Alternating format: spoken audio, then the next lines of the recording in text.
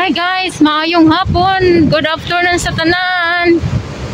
So pauwi na po ako galing sa trabaho guys. Naglalakad lang ako.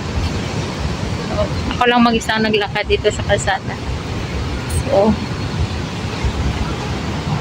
yan, pauwi na tayo guys. Pero pagdating sa unahan guys, aantayin ko yung shuttle. Kasi para makatipid ako, hindi na ako mamasahe. Sapat na guys.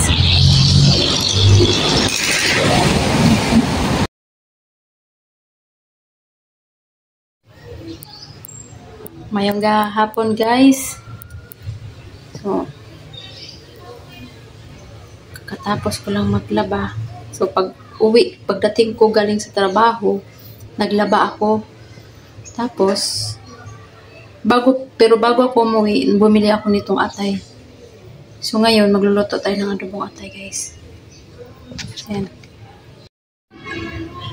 So ayan guys, tapos ko na siya nilinisan at hinugasan. So ngayon magayap-gayap tayong ng sibuyas at carrots. So ayan guys,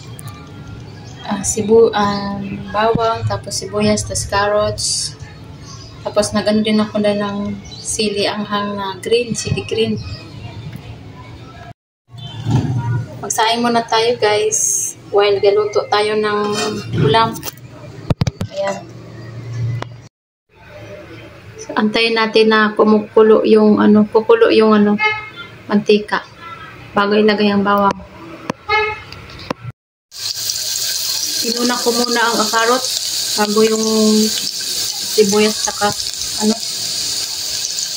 bawang. Nilagay ko ng bawang at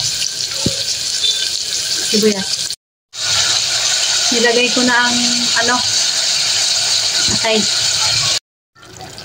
Sinimplahan ko na to guys. Nilagyan ko na ng suka, tuyo, magic sarap, paminta. Ayun. Lulutuin ko pa yan. Ay, luto naman ang ulam, hindi kainan na. Bulad. Walang katapusang bulad. Tapos, ayan. Adobong atay ng manok. Kain na tayo, guys. Lord, natin sa pagkain.